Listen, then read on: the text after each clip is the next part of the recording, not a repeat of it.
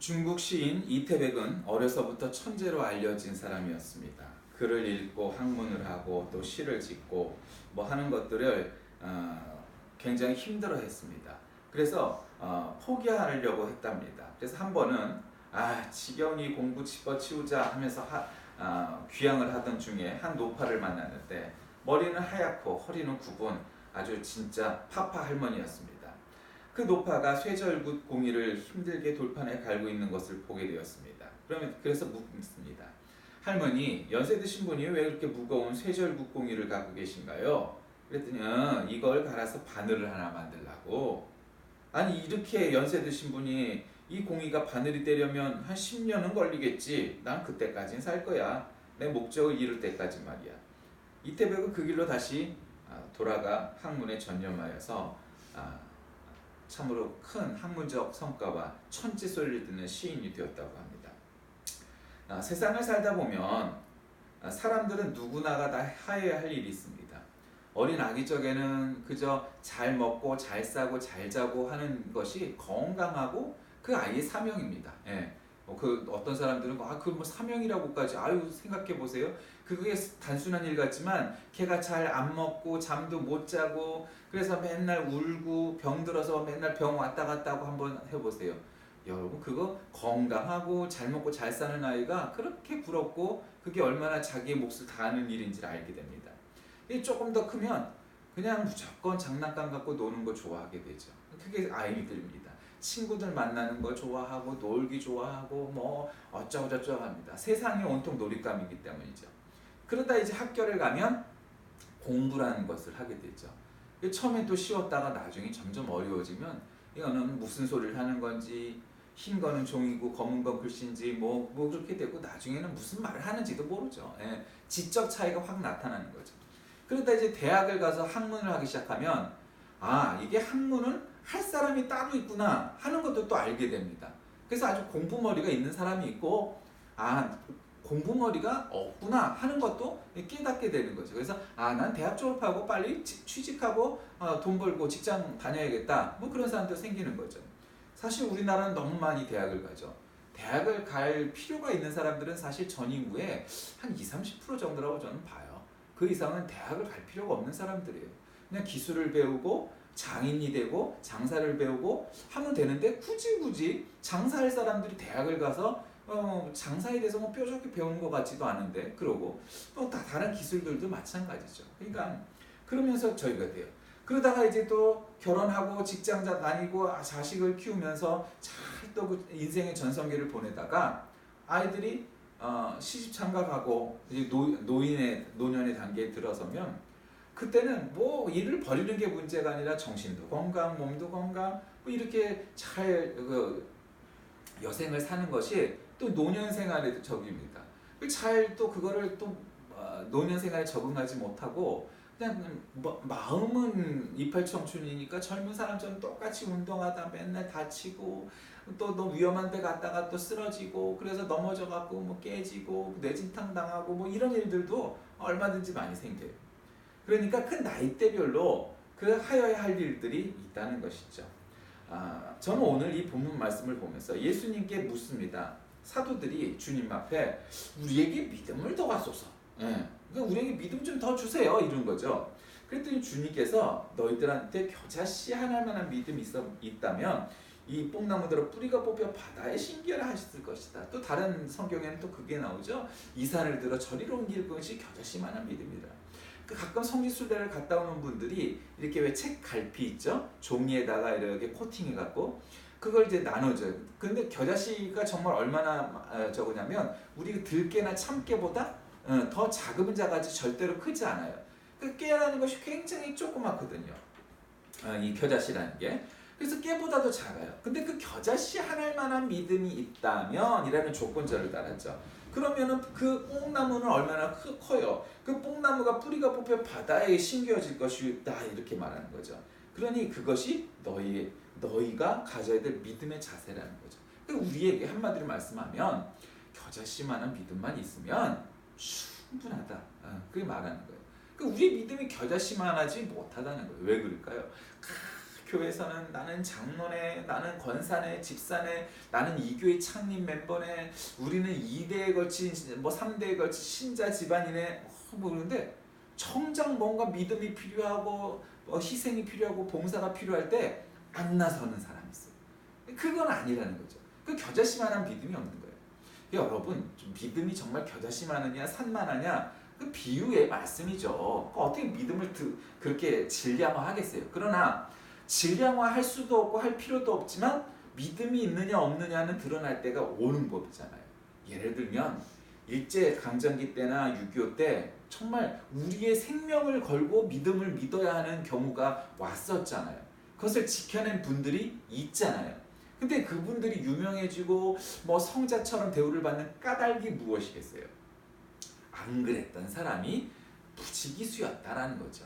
교단들도 마찬가지예요.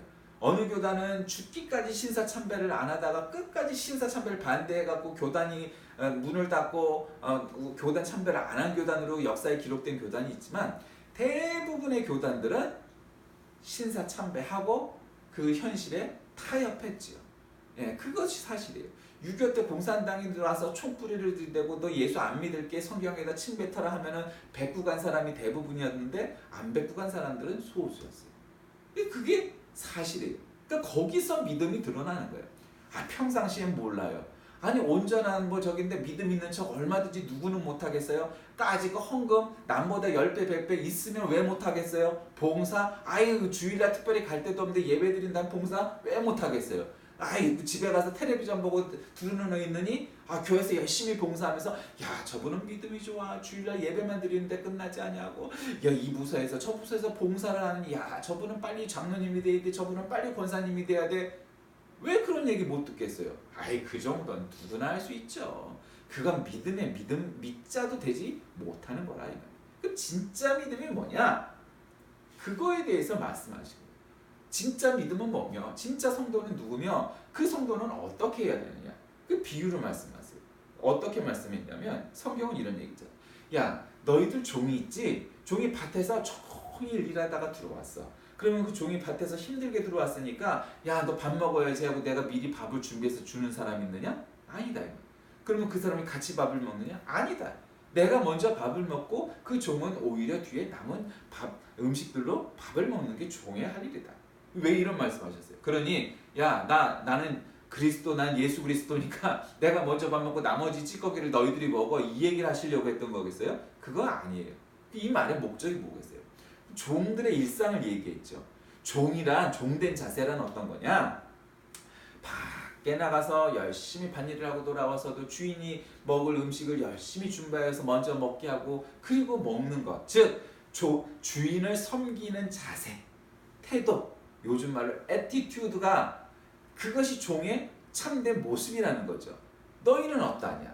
너희는 너희에게 생명을 주고 또 죄에 빠져서 죽을 수밖에 없었던 죄인을 용서해 하나님이 자녀로 삼아주신 그 하나님 앞에 그 종의 자세처럼 하나님을 섬기고 있느냐? 그것이 믿음을 가진 성도들의 자세다, 태도다, 애티튜드다. 그렇게 말씀하시는 거예요.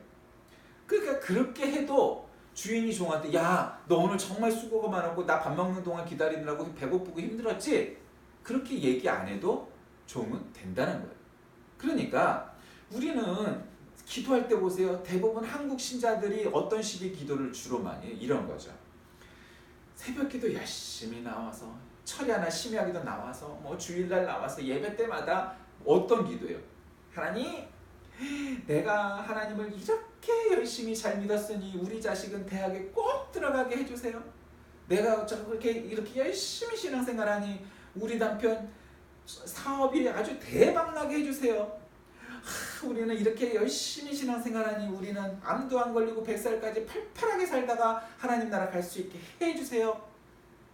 기도의 제목이 거의 뭐 그런 거 아닌가요?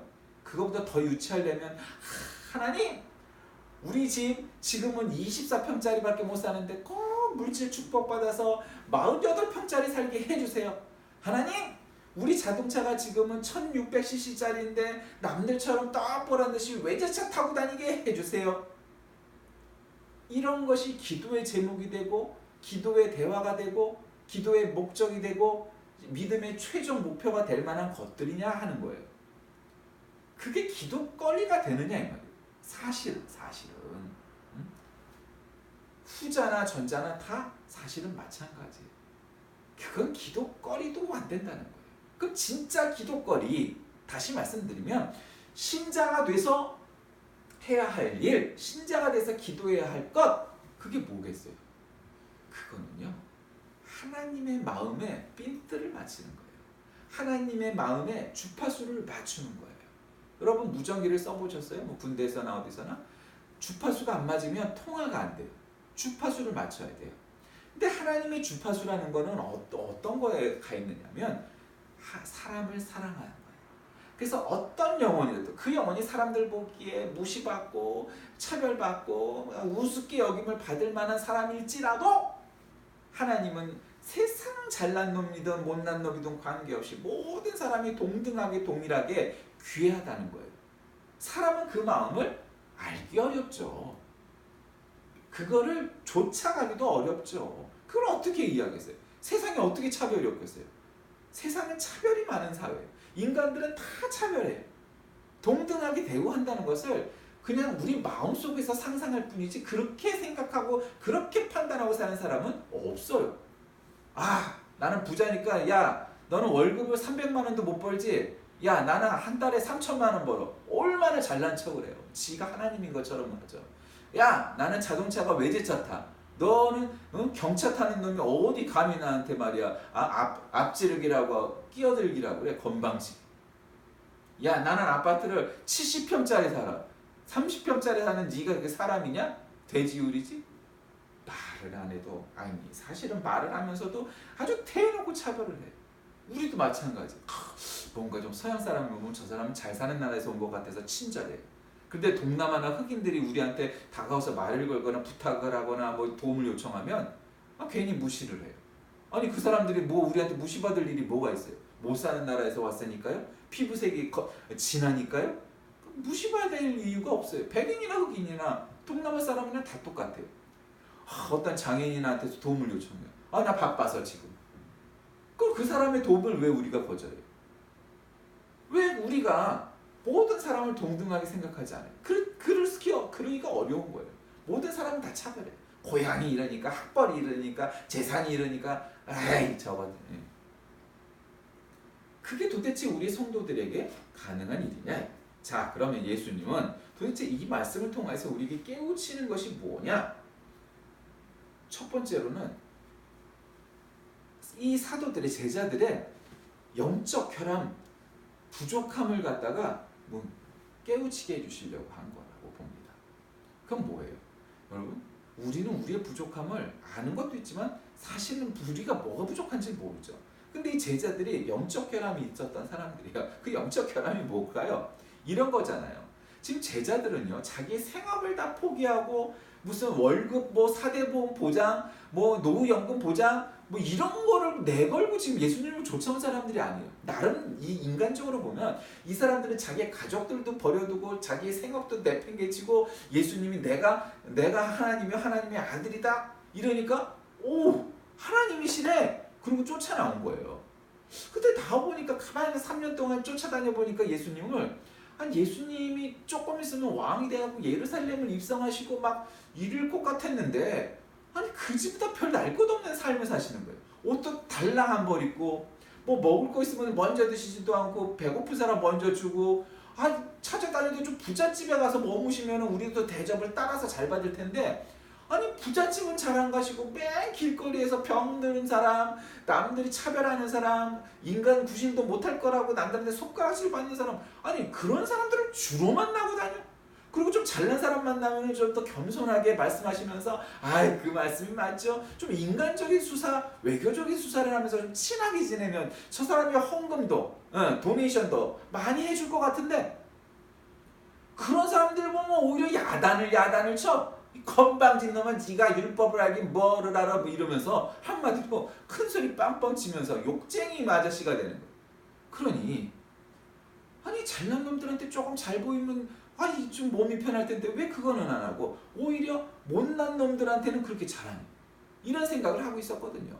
제자들의 생각은 야 내일 모레 예루살렘에 예수님이 입성하기만 해봐. 내가 영의정이 될 거야. 좌의정이 될 거야. 내가 주님 오른편에 앉을 거야. 나는 법무장관이 될 거야. 법무장관 얼마나 그 골치 아픈 일이에요. 그죠? 우리 잘 알잖아요. 법무장관 되려면은 한 몇백만 명이 나와갖고 데모를 해도 될까 말까 하는 일이에요. 그거 되겠다고 지금 제자들 마음먹고 있는 거예요. 그러니 예수님이 그 마음을 왜 모르셨을까요? 혹 여러분, 우리는 교회에서 신앙생활을 하고 예수를 믿는 목표와 목적이 교회에서 나는 목사가 되고 나는 장로가 되고 권사가 되고 나는 뭐가 되고 혹 이런 거에 아니면 다른 사람들이 인정해서 저 장로님은 저 권사님은 저 집사님은 믿음이 좋아 이런 인간적인 칭찬을 받으려고 아니면 남들 보기에 말은 안 하고 말은 칭찬 안 들어도 나는 인격이 풍성하고 난 믿음이 깊어서 나는 누가 시키지 않아도 헌금을 이렇게 하고 봉사를 이렇게 하고 법 없이도 살 사람이야 이런 소리를 들으면서 내가 칭송받고 칭찬받기 위해서 혹 신앙생활을 하고 믿음생활을 하는 건 아니냐 이 말이 이 모습이 바로 제자들에게 있었다는 거예요. 그 모자른 거예요. 믿음은 그런 게 아니다 라고 말씀을 하는 거예요. 야 반일 나갔다고 온 종이 그런 모습을 보여주는 것처럼 성도란 다른 사람의 칭찬을 받고 인정을 받기 위해서 하는 것이 아니라 하나님의 목적, 하나님이 주신 사명, 하나님의 선교 미시오 데이에 참여하는 하나님의 군사, 제자, 자녀가 되어야 한다는 것이죠. 그런데 너희에게 없는 게 뭐냐? 너희들이 학문이 부족하냐?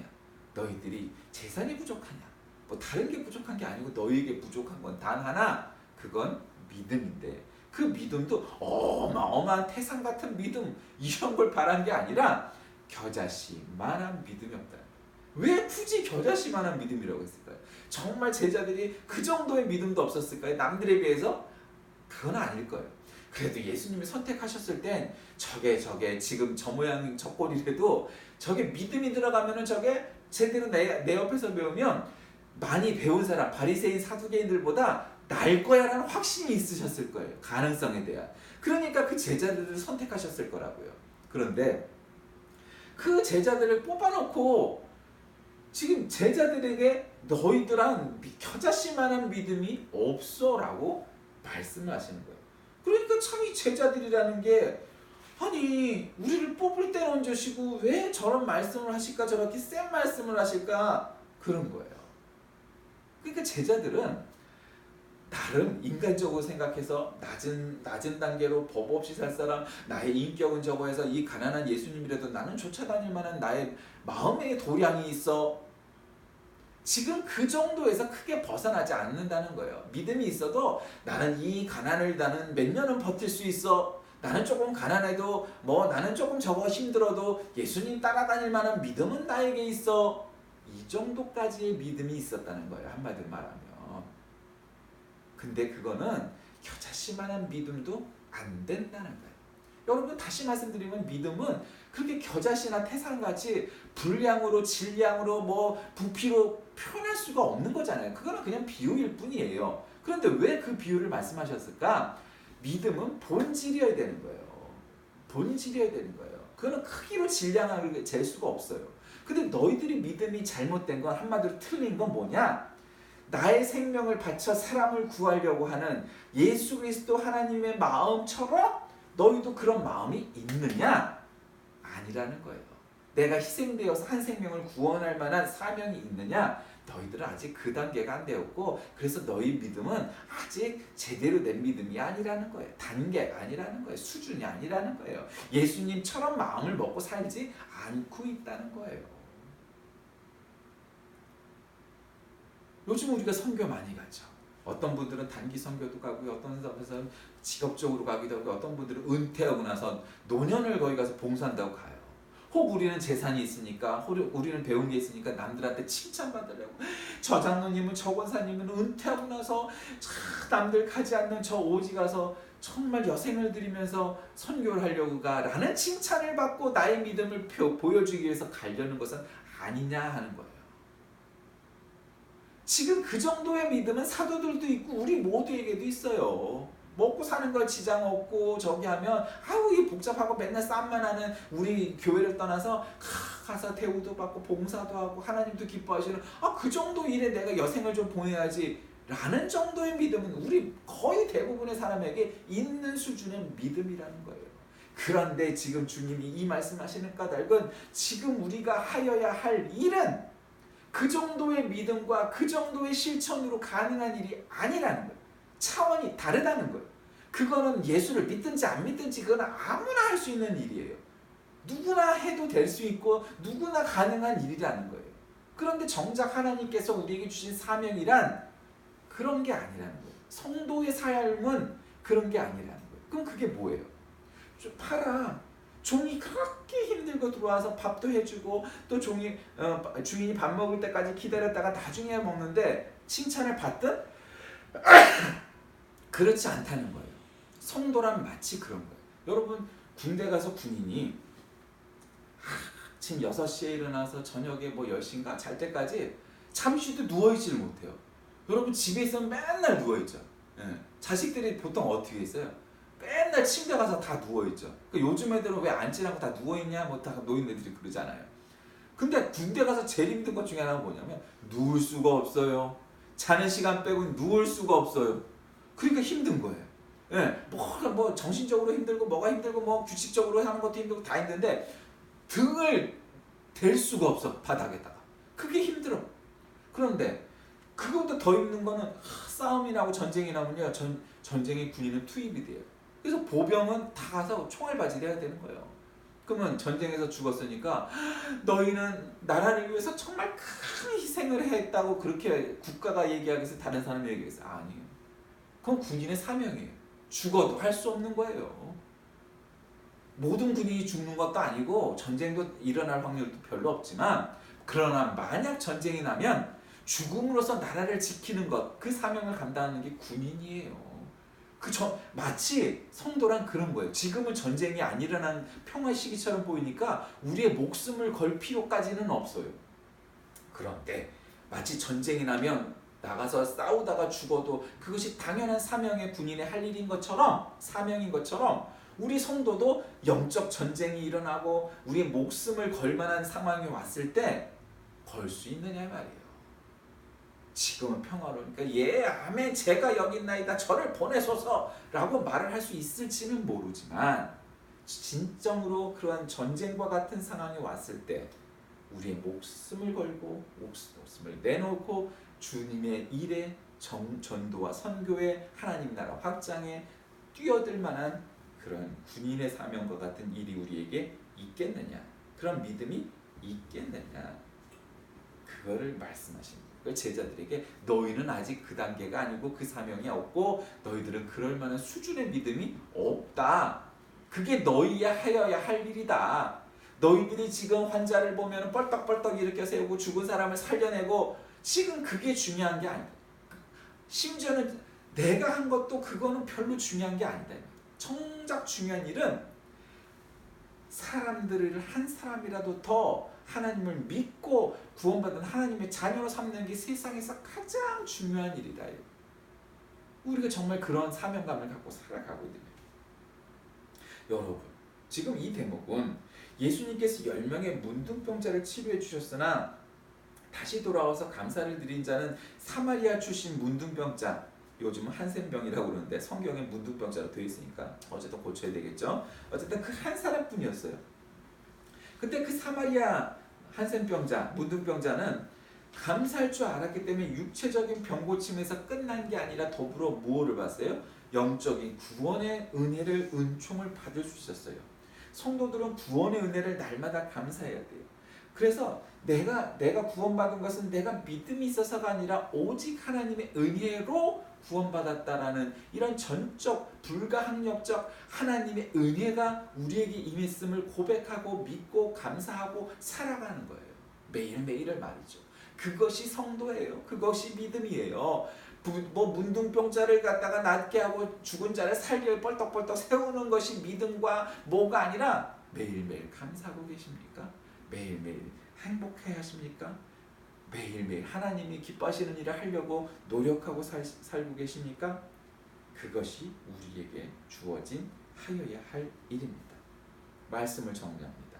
믿음은 어떤 일에 대한 신뢰와 함께 그 일이 이루어진다는 마음의 명상에 끝나는 것이 아니고, 무언가를 이루고 목표를 위해, 목적을 위해서 하나님 요것 좀 들어주세요, 저것도 좀 해결해 주세요 해서 해결 방법을, 솔루션을 구하는 것이 기도가 아니라, 전혀 이해되지 않는 상황 속에서, 전혀 동의할 수 없는 처지 속에서도 하나님이 바라시는 오직 한 가지, 우리가 하여야 할 일, 우리에게 주어진 사명을 위해서, 내가 준비가 되었든 되지 않았든, 내가 무엇을 갖추었든 갖추어지지 않았든, 그 사명을 위해서 가장 먼저 우리의 가진 모든 것들을 투입하여 할 사명, 할 준비, 정말 그렇게 실천하고 살아가고 있느냐 아니냐에서 우리가 진정한 믿음을 소유한지, 우리가 정말 하여야 할 일을 하고 사는 사람인지가 판단되는 것을 믿으시길 바랍니다.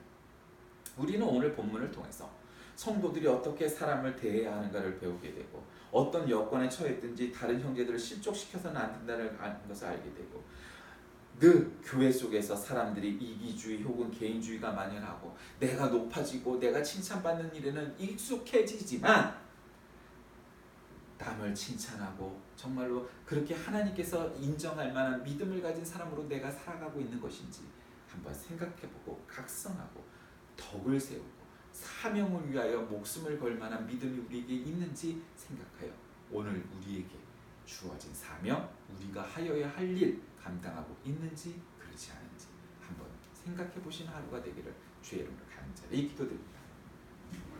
살아계신 하나님, 오늘 우리에게 하여야 할 일이, 우리에게 주어진 사명이 있는데, 그 사명은 내동댕이치고 오직 내가 높아지고 하나님은 가리워지고, 우리의 사명은 밀어놓고 우리 교회가 급한 일들은 먼저 하고 사는 것은 아닌지 우리 스스로를 되새겨봐 우리가 해야 할 일 잘 감당하는 겨자씨만한 믿음 가진 성도 되게 하여 주옵소서. 예수님의 이름으로 간절히 기도드립니다.